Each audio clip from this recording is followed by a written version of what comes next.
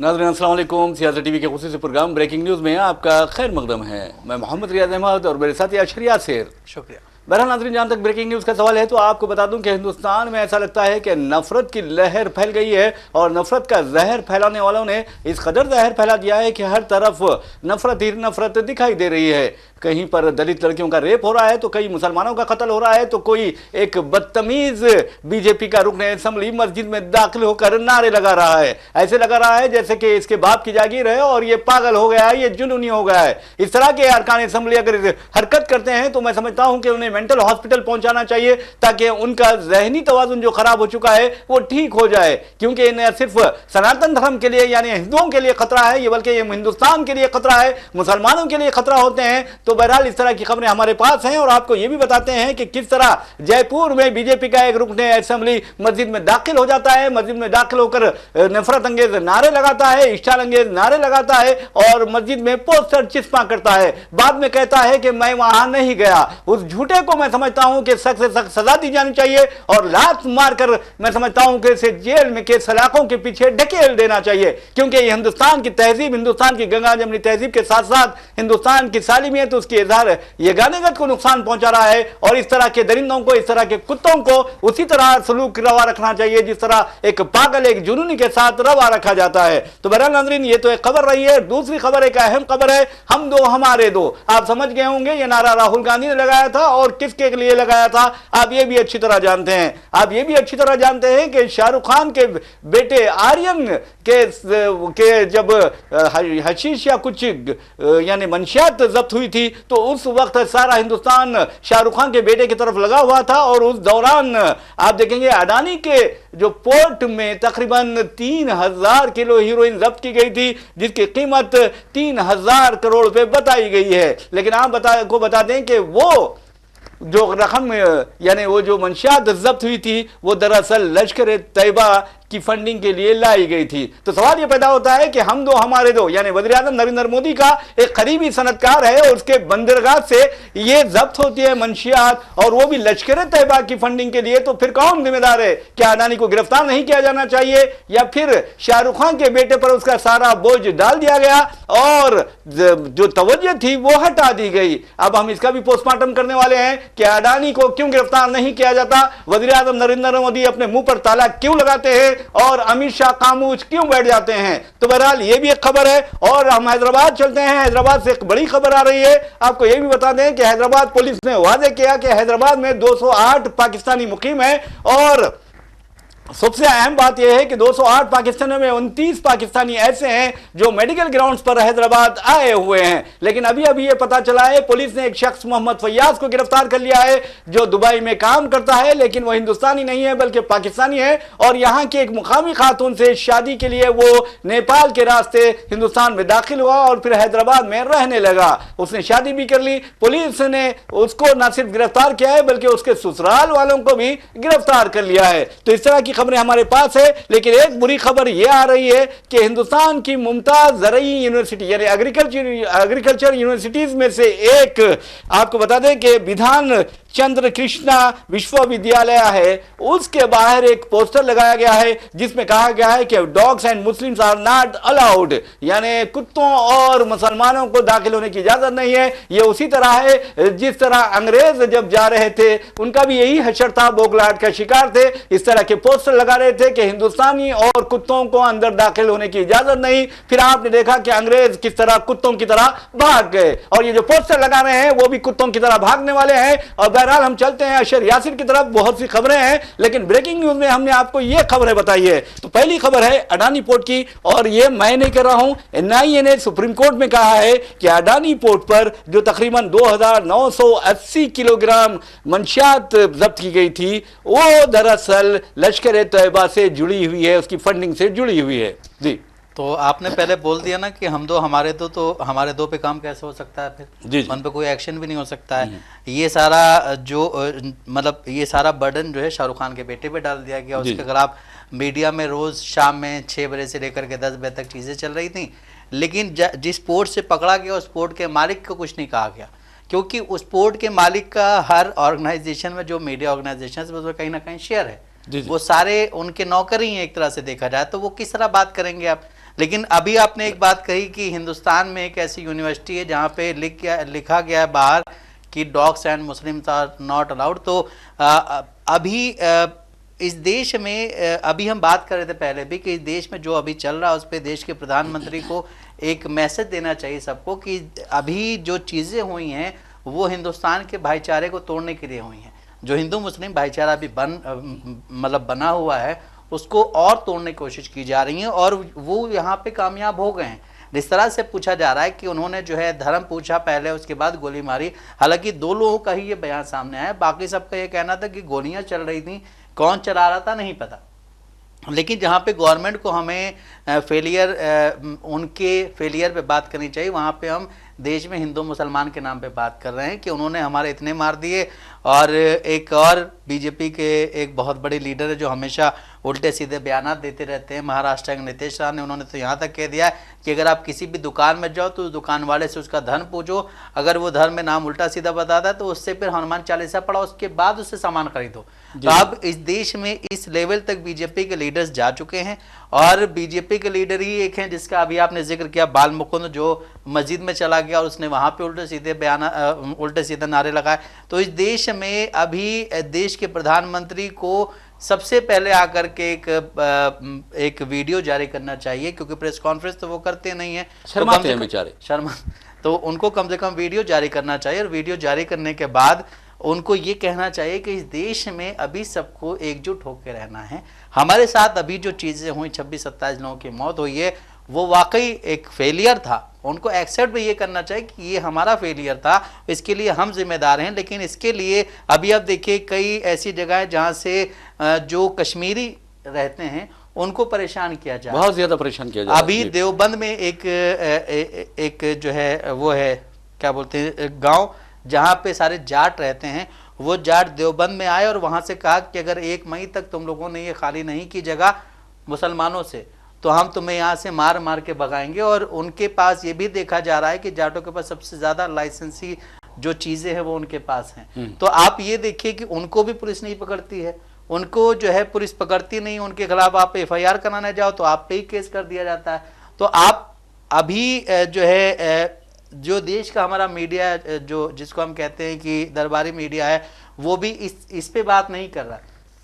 3 दिन के बाद उसने इस पे बात करनी शुरू की है कि हाँ गवर्नमेंट का फेलियर था, किस तरह हुआ, इस पे जवाब देना चाहिए।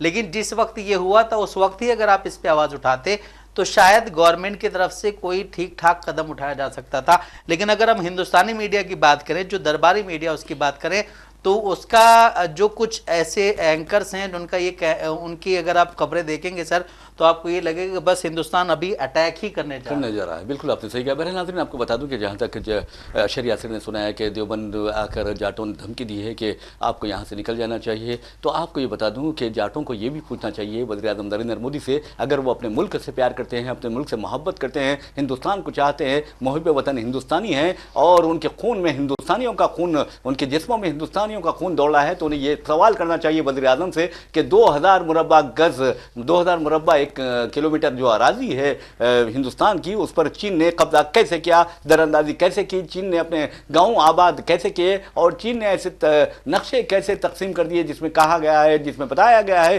कि अरुणाचल प्रदेश और लद्दाख चीन का इलाका है। तो आप अंदाजा कर सकते हैं कि अगर ये जाट हैं तो इन्हें ये पूछना चाहिए वज़ीर-ए-आज़म से, वरना फिर आप जो मैं कहता हूं वही उन्हें करना चाहिए। और क्या करना चाहिए आप अच्छी तरह जानते हैं, क्योंकि जो बेशरम होते हैं, बेगैरत होते हैं, वो इस तरह की हरकतें करते हैं, यानी बुज़दिलाना कार्रवाई करते हैं। अगर मर्द की औलाद है तो वज़ीर-ए-आज़म नरेंद्र मोदी से पूछकर दिखाएं कि आकर चीन ने हिंदुस्तान पर कब्जा कैसे किया, हिंदुस्तान के अराज़ी पर यानी दरअंदाजी कैसे की। ये मैं नहीं कह रहा हूं, बल्कि बीजेपी का रुकने पार्लियामेंट, साबिक रुकने पार्लियामेंट है, 1 नहीं 2 नहीं बल्कि 6 मरतबा वो रुकने पार्लियामेंट रह चुका है, हार्वर्ड का पढ़ा लिखा है, वहां का PhD है और आपको बता दूं उसका नाम सुब्रमण्यम स्वामी है। और वो वज़ीर-ए-आज़म नरेंद्र मोदी को बबांगे दहल कहता है कि चीन ने हमारी जमीन पर कब्जा कर लिया है और तुम मदर इंडिया के से तुमने गद्दारी की है। तो ये जाटों को शर्म आनी चाहिए और पूछना चाहिए उन्हें कि आखिर वज़ीर-ए-आज़म तुमने क्यों सरहदों की हिफाजत नहीं की, जब आकर तुम एक बुजुर्गों की तरह मुसलमानों को डराते हो, क्या ये शर्म वाली बात नहीं है?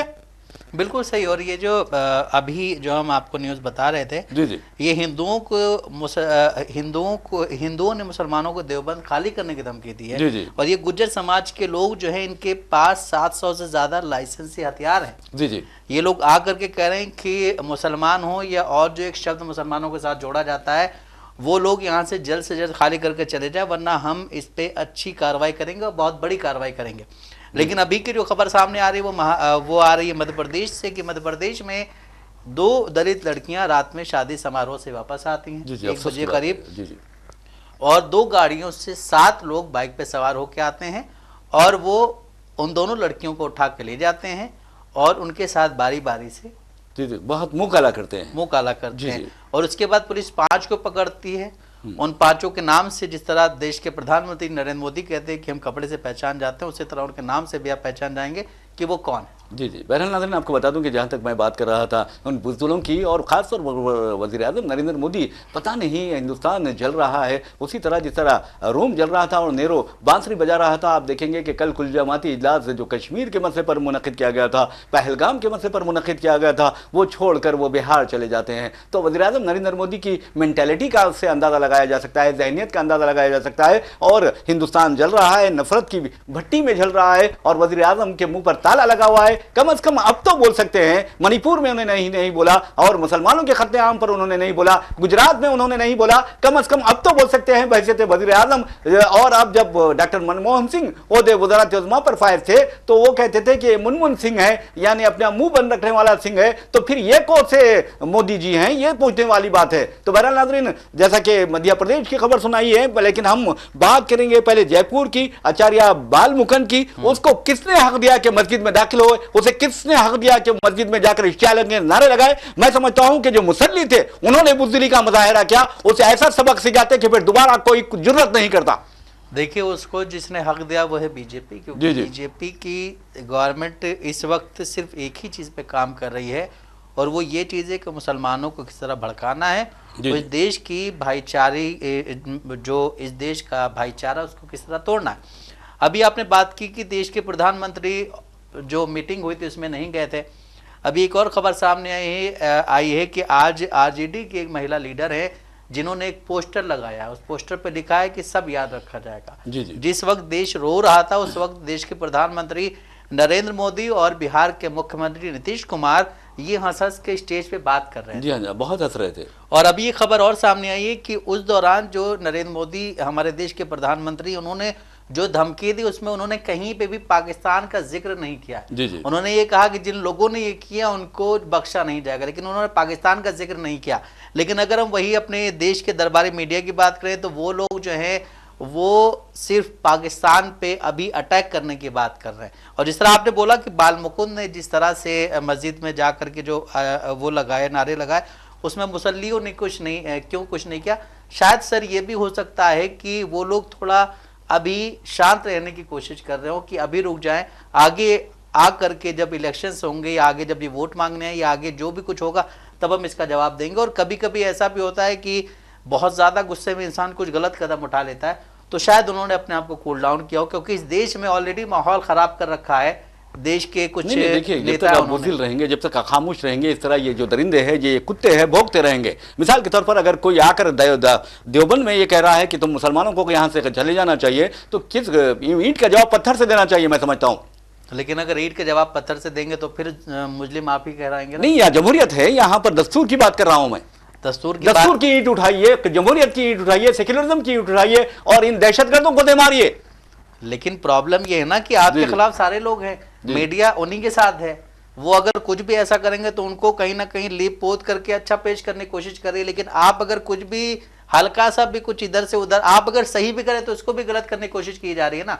अभी हमने कश्मीर में देखा, कश्मीर में जिन लोगों ने उन लोगों को बचाया है उसके बावजूद हिंदुस्तान के अलग अलग कोने में जो कश्मीरी रह रहे हैं, पढ़ रहे हैं, उनको परेशान किया जा रहा है। तो ये कहां तक सही है? अगर हम जरा सा भी कुछ करेंगे या कोई भी जरा सा भी कुछ करता है तो उसका कितना बढ़ा चढ़ा के बताया जाता है। अभी असम के जो लीडर हैं उनके साथ क्या हुआ? जी जी हाँ बिल्कुल। मैं अरेस्ट किया गया है ना। जी AIUDF के लीडर थे अमीनुल इस्लाम, उन्हें गिरफ्तार किया गया है और बहाना ये बनाया गया है कि उन्हें पाकिस्तान को डिफेंड किया है। पाकिस्तान को कोई हिंदुस्तानी डिफेंड नहीं करता, पाकिस्तान को डिफेंड करते हैं हमारे वज़ीर आज़म नरेंद्र मोदी। अचानक पहुंच जाते हैं वहां, बिरयानी खाते हैं, और कोई हिंदुस्तानी मुसलमान इस तरह अचानक नहीं पहुंचा, ना ही बिरयानी खाया।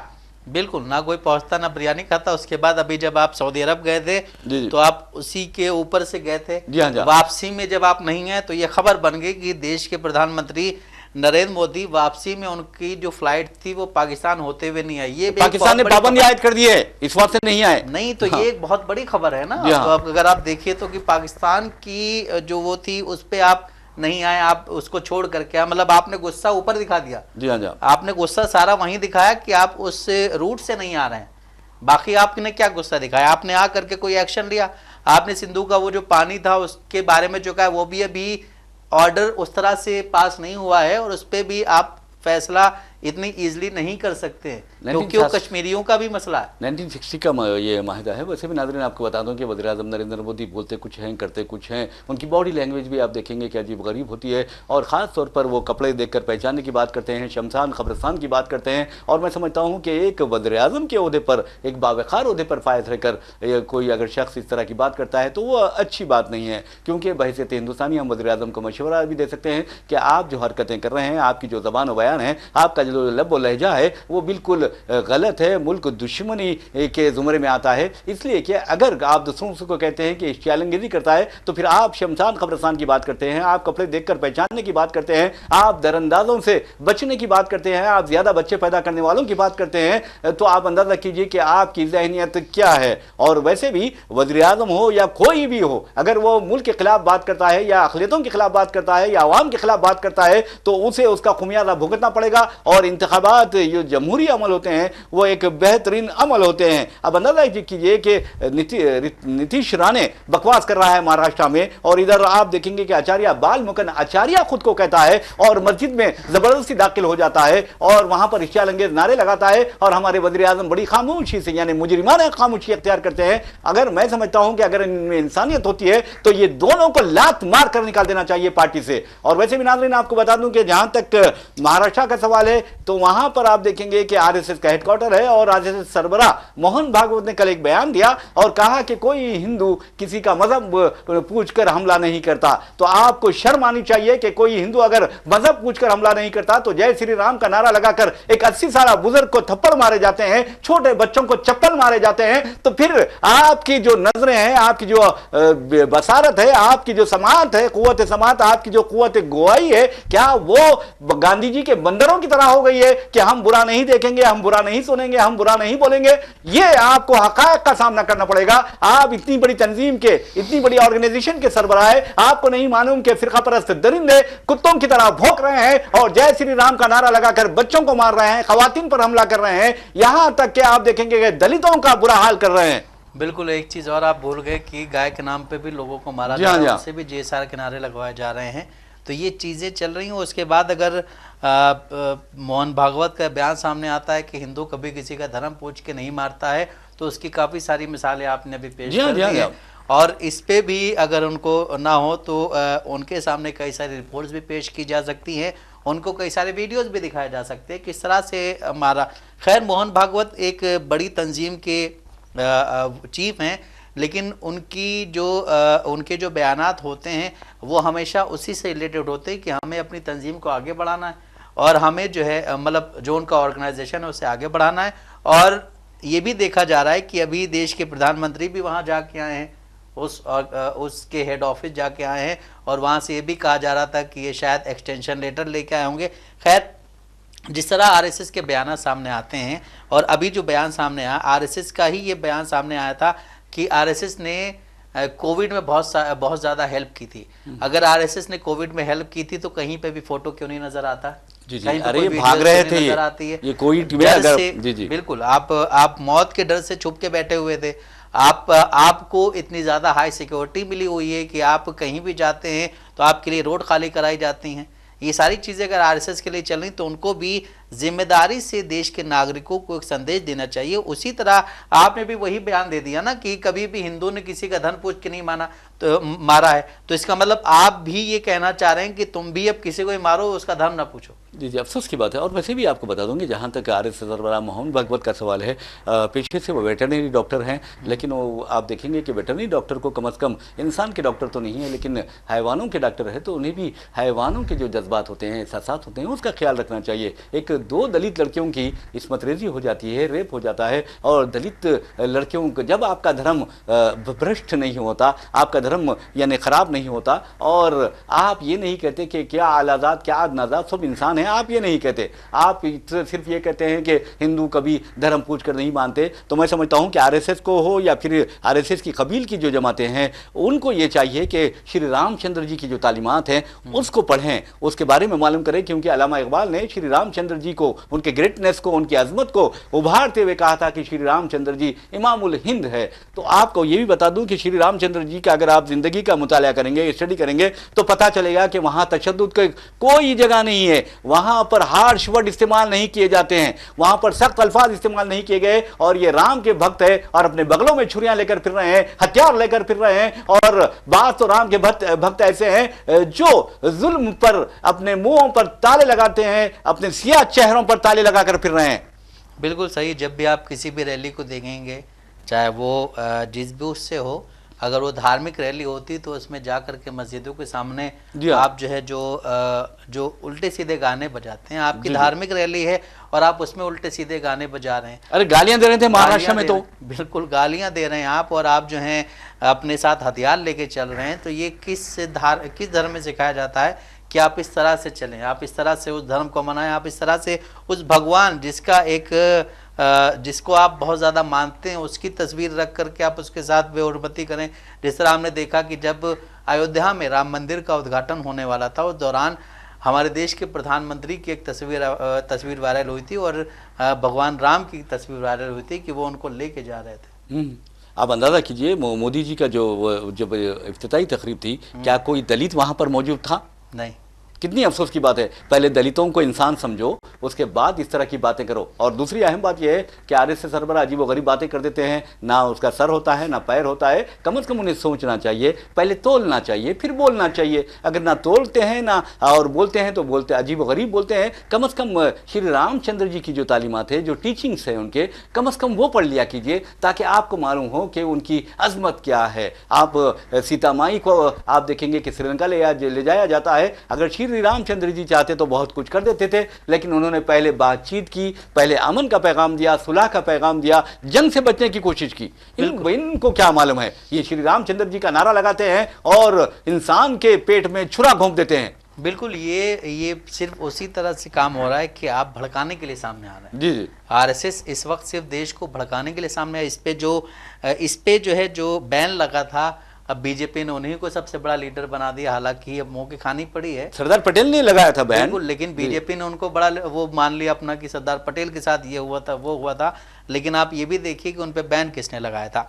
खैर, इस देश में अगर अभी बात की जाए तो हर जगह प्रोटेस्ट हो रहा है, हर जगह दुकानें बंद हो रही हैं, हर जगह मार्केट बंद हो रहे हैं, सिर्फ इसलिए कि पहलगाम में जो घटना हुई है उसके साथ पूरा देश दुखी है।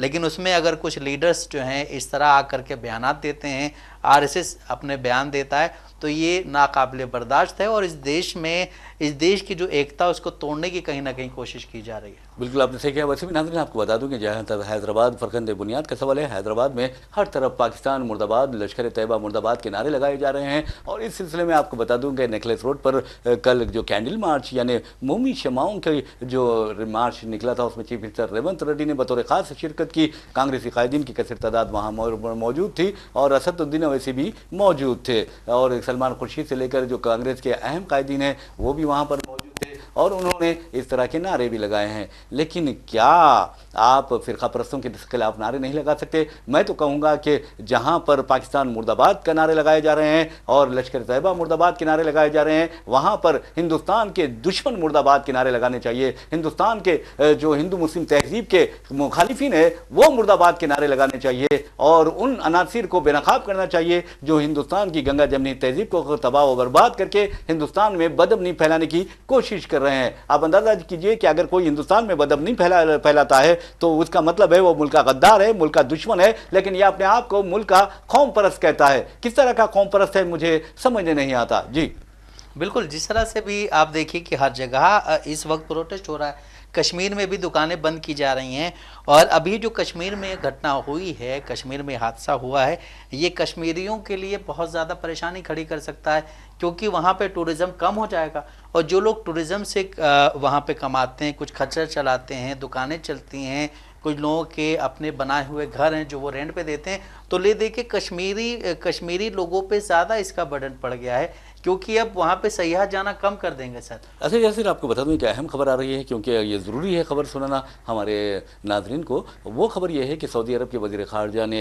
हिंदुस्तानी वज़ीर ख़ारजा के साथ साथ पाकिस्तानी वज़ीर ख़ारजा को फ़ोन किया और उनसे कहा कि आप लोग सब्र तहम्मुल से काम लें और सऊदी अरब आपके दरमियान मुसालहत कराने के लिए तैयार है। इसी तरह ईरान ने भी ऑफ़र की है और रूस से भी ये कहा जा रहा है कि हम आपके दरमियान सुलह करा सकते हैं और बहुत ही सब्र तहम्मुल से काम लीजिए। तो बहरहाल दोनों ममालिक जो हैं वो न्यूक्लियर ताकतें हैं, न्यूक्लियर पावर्स हैं। ऐसे में अगर जंग छिड़ती है तो ये दोनों के लिए ही नहीं बल्कि सारे दुनिया के लिए और ख़ास तौर पर हमारे जो एशिया का खिता है, जनूबी एशिया का, उसके लिए बहुत ही ख़तरनाक है। बहरहाल नाज़रीन, इसी के साथ हम अपना प्रोग्राम ब्रेकिंग न्यूज़ इख्तिताम को पहुँचाते हैं। अपने मेज़बान मोहम्मद रियाज अहमद और मेरे साथी अशर यासिर को इजाज़त दीजिए। इंशाअल्लाह फिर मुलाकात होगी, फिर बात होगी। तब तक के लिए अल्लाह हाफ़िज़।